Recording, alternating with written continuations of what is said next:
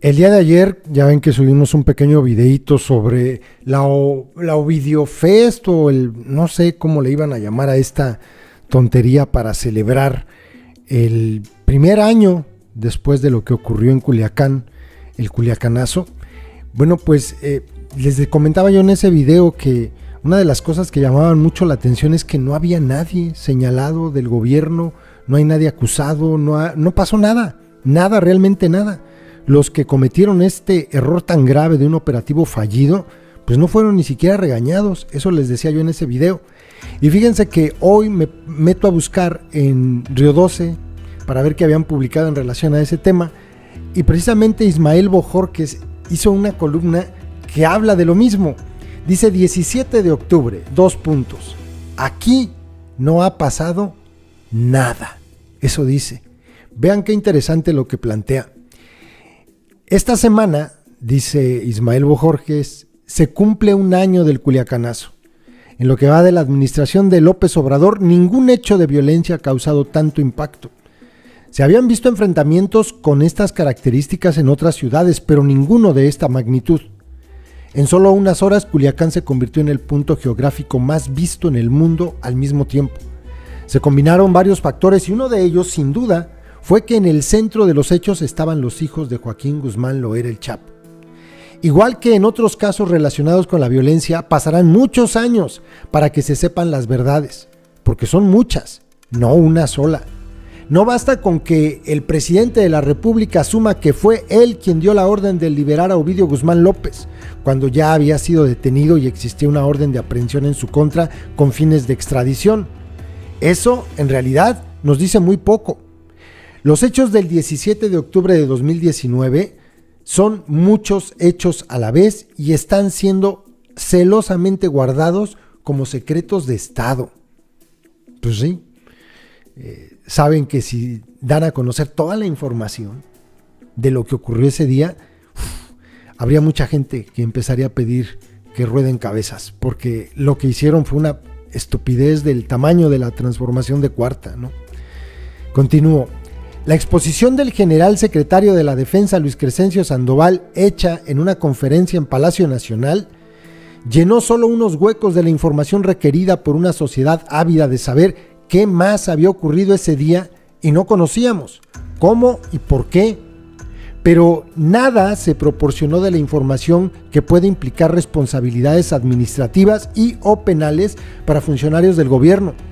No se tuvo nunca la intención de hacerlo y prueba de ello es que, habiendo pasado un año de los hechos, las carpetas de investigación abiertas por la Fiscalía General de la República y por el Ministerio Público Militar siguen sin culminarse y por lo tanto sin producir órdenes de aprehensión, imputaciones penales o lo que proceda en su caso, contra presuntos criminales o contra funcionarios o miembros de las fuerzas policíacas o armadas que pudieron haber incurrido en conductas criminales o al menos violatorias de los derechos humanos. Hubo, no hay que olvidarlo, víctimas inocentes, no solo mortales, también decenas de familias y empresas que fueron afectadas en su patrimonio. Desde la Fiscalía General de la República, pero también desde la misma Presidencia de la República, se ufanan de la autonomía que tiene ahora esta dependencia, pero en muchos hechos está demostrando que no es autónoma, que sigue siendo un instrumento, no del Estado, ojalá fuera eso, sino del presidente, y lo cual es peor, de los que ellos llaman la Cuarta Transformación. Y por eso nada se hará desde la Fiscalía General de la República que enturbie el proyecto que defienden.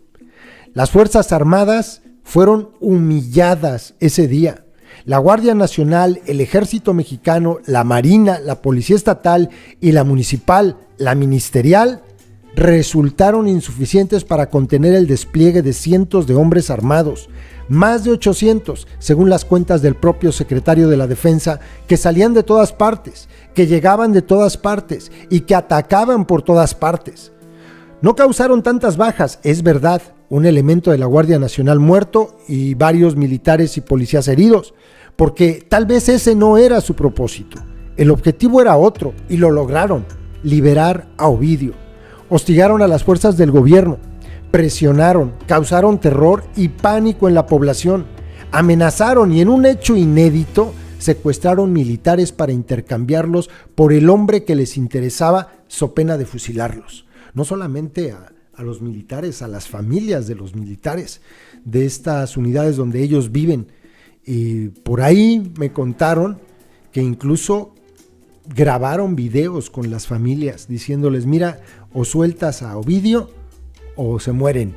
Y pues López Obrador reculó. ¿Debe quedar un hecho así en el limbo de la justicia? ¿Es suficiente con que el presidente diga que con no concretar la aprehensión de Ovidio se salvaron vidas? ¿Hay que darle vuelta a la página? ¿Olvidar? ¿O tal vez sea mejor fingir que no pasó nada? ¿O afirmar, como lo sostienen algunos desde el gobierno, que no volverá a pasar? ¿Y por qué no habría de pasar otra vez? Y qué paradójico. Justo al cumplirse un año de estos hechos, el hombre responsable de la seguridad en el país, el que dijo que se había preparado para reducir los índices delictivos sin que lo haya logrado, por el contrario, se va a buscar la gubernatura de su entidad, Sonora, bañada en sangre de los Levarón, en otro hecho que debiera cargar siempre con un poquito de vergüenza sobre su espalda. ¿Cuántos muertos hubo ese día? Se refiere al Culiacanazo. Puede saberse, pero no es sencillo. Oficialmente 13, entre ellos 3 inocentes. Lo cierto es que luego de que se dio la orden de dejar libre a Ovidio Guzmán, todavía les dieron permiso a los sicarios de levantar los que eran suyos y llevárselos. También de recoger las camionetas y las armas que habían quedado abandonadas en las calles. A algunos los velaron en funerarias y a otros los llevaron a sus pueblos de origen. Y es literal, los autorizaron para eso. El Estado absolutamente rendido en unas horas. Esto es lo que escribió Ismael Bojorquez, que es muy duro, ¿no? Y tiene razón. Es que no, ni regañados salieron, nada. Y obviamente hay responsables de lo que hicieron. Pero, pues si en nuestro país se castigara este tipo de torpezas, pues nos quedábamos de inmediato sin secretario de Seguridad, sin secretario de la Defensa, todos ellos, el de la Guardia Nacional, Bucio, todos tendrían que haber sido dados de baja inmediatamente. Pero pues nuestro país es una caricatura. Es una caricatura. En cualquier otro lugar del mundo donde haya un mínimo de decencia, estos tipos que mencioné habrían causado inmediatamente baja. Menos en nuestro país.